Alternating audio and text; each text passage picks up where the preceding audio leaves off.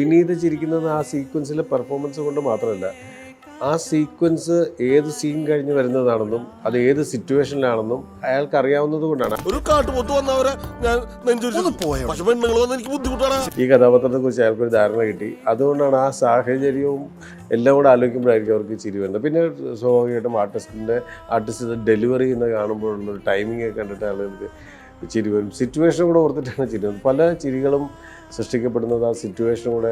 നമുക്ക് പലതരത്തിൽ ചിരികളെ ക്രിയേറ്റ് ചെയ്യാം.